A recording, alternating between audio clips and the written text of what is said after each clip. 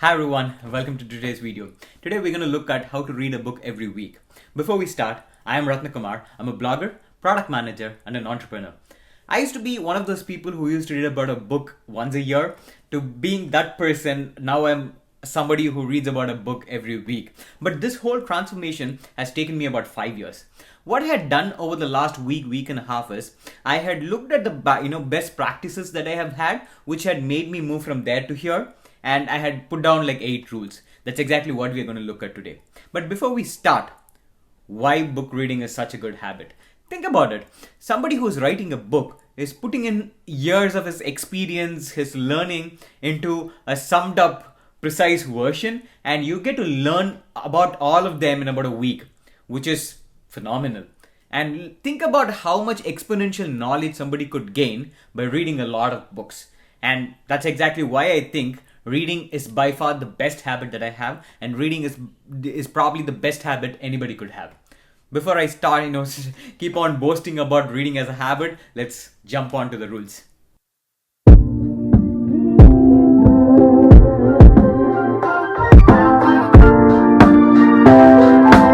Number 1, and the thumb rule, which is reading is not a competition. If you start looking at reading as a competition or it's a muscle memory, then it's not going to happen to you. It cannot be like, oh my god, it's a Sunday, I got to finish a book before Friday. That's not how it works. If you want to read a book every week, even then you can't look at it that way. There are books which might take you 1.5 weeks, 2 weeks, and there are books which will hardly take you about a couple of days.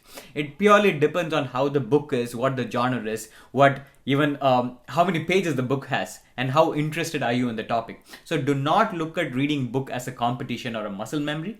If that is your way forward, that's not going to work, because it had never worked for me. After like about 2-3 years into it, I had tried reading a book every week. After about 4-5 weeks, I'll give up, because I was never, pushing myself forward with a lot of passion and love towards reading. Rather, I'm looking at it from purely a yearly goal perspective, or my own personal satisfaction perspective, and has been chasing it, and it didn't work out for me. So do not try it out as a competition. Rather, read it with a lot of love and passion.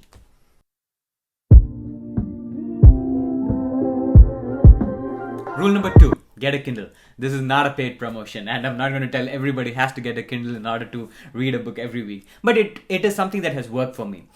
Before I started using Kindle, I think I had been using Kindle for about 2 years. I used to be somebody who reads about a book every month. But from there, I had moved on to become a person who reads about a book every week, which means I had definitely it has improved my pace from about 1 to 4 books a month. And Kindle had played a vital role in that, purely because when I take a Kindle with me anywhere, it is more like I have about 30 books in my hand. I can pick and choose whichever I feel like at any given point. That's exactly why I prefer Kindle, and that's exactly why I carry Kindle everywhere. And just because it worked for me may not work for you, but it has done wonders for me. So please do give a shot at it, and it might work for you. Rule number 3, the cardinal sin. It's okay not to finish a book. Yes. If you want to be very consistent with reading, just always remember it's okay not to finish a book. You start a book, you're 40% into it, 60% into it, and you don't feel like finishing the book, it's completely fine. I had done this a lot of times. If you look at my library now, I think the last time I counted was 16 books. There are 16 books which I had started but I haven't completed, and it's midway through. There are books I had completed like 80%, and still it's there in my reading list. Because at times there are books that doesn't cling on to you. There are books that you just go along and you don't find the flow in it. There's a bottleneck and you move on. It's completely fine.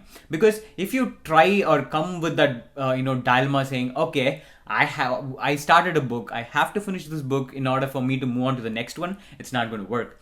And also, at a given point at any given point in time, I'm reading about 3-4 books. It depends on my mood for the day, or depends on where I am. When I'm in my office, when I'm traveling, I tend to read slightly different book, and when I'm in my bed, I tend to read a completely different book. So it's completely dependent on my wish to read whichever book I want.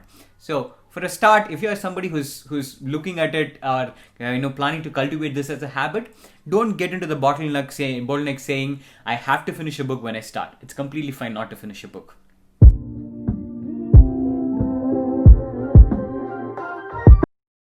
Rule number 4, it's okay to skim books.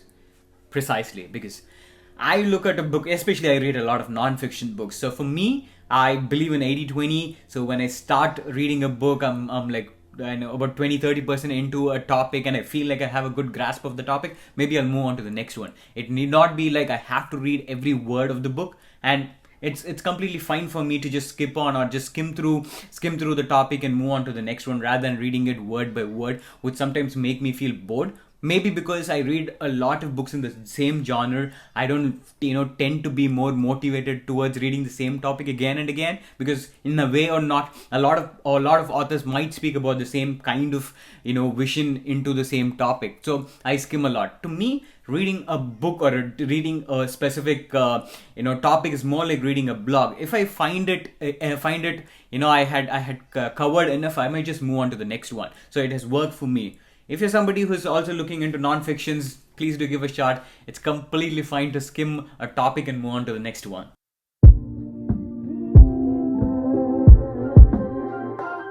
Rule number 5, do not touch classic, complex books for a start.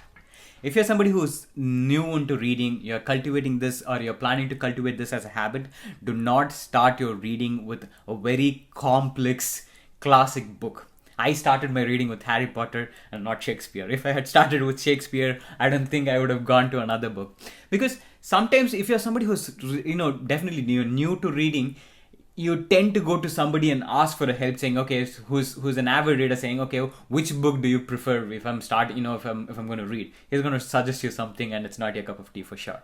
Because most often than not, especially for people who are starting this as a habit, you should always look at something which is your comfort zone. I started with Harry Potter. I don't read those books anymore, but it takes time for you to understand what's your niche. If you ask me, my niche is completely different these days. In terms of niche, I even have a niche in terms of how much pages I like to read. I tend to like books which are between about 350 to about 500 pages. Anything about 500-600 is not my cup of tea. Anything below 150-200, I'll be not interested in touching those books.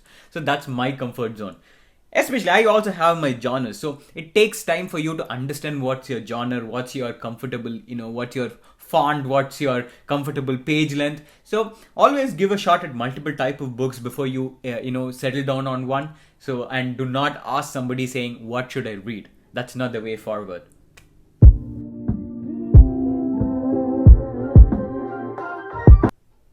Rule number 6, build reading into your daily schedule. If you want reading books to be a lifestyle habit, then it has to be a part of your daily schedule. It cannot be like every Friday I'm going to spend 3 hours in reading. No. Every day you'll have to spend a minimum amount of time in terms of reading, which is dedicated just for reading, so it becomes a lifestyle habit for you. If you ask me, I tend to read books when I go to bed. I definitely spend about 20 to 30 minutes on books when I'm in bed. Apart from it, I always read book when I travel to my office, which means in about a day I spend close to about 1.5 to 2 hours in reading, and for a week it's roughly about 15 hours, which is more than enough for me to cover 2 books. So that's exactly how I had built it as a habit. But you'll have to find your own niche. Figure out what time works for you, which specific time in your schedule works for you, but build it in your schedule so it becomes a lifestyle habit for you.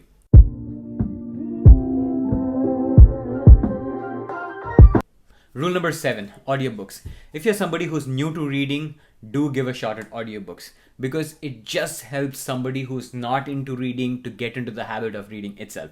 And if you ask me, I am not into audiobooks much, but I use Audible. I do cover like a book or two every alternate month, but I had find it phenomenally helpful, especially when I'm traveling, when I'm in a plane, or when I'm working. So those are the time where I use a lot of audiobooks. And personally speaking, I actually tend to finish much more faster when it comes to audiobooks than through my Kindle. But still, I prefer Kindle because I like reading. So if you're not into it, or if you're somebody who's new into it, please do give a shot at audiobooks. There's Audible. There are other sources. There are even YouTube videos where you can find audiobooks of different books. So please do give a shot at it, and it will work for you.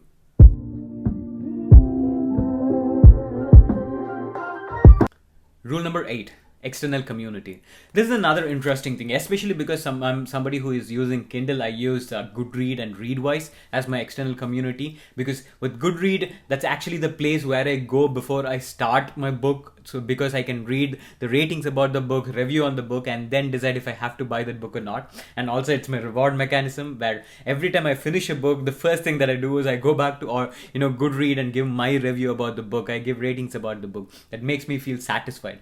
Apart from it, I also read or also use Readwise, where because I use Kindle, whenever I highlight something, it gets synced with my Readwise account, which in turn syncs it to my Evernote. So Evernote becomes my one-point repository, where anything that I had highlighted in any of my ebooks or any of my books on Kindle is available there, because we are all humans. I don't think I can remember everything that I'm reading. So I always know there's a centralized repository where I can go and check whatever I had highlighted. That's how it has been helpful for me. That's also the reason why I suggested using Kindle before, because in a way this is a secondary level of helping for us, or especially for me. So please give a shot at external communities and Kindle. If it works, I think it'll work for everyone, because it has definitely worked for me and it has been extremely helpful.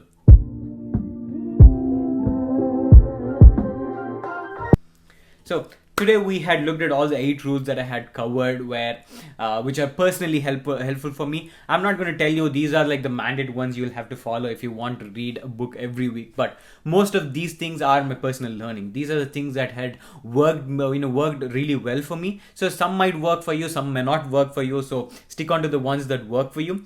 And just in case if you feel you have a different habit that I haven't listed here, which had worked for you, please do share it in the comments. I'll definitely see if I can implement into my reading cycle.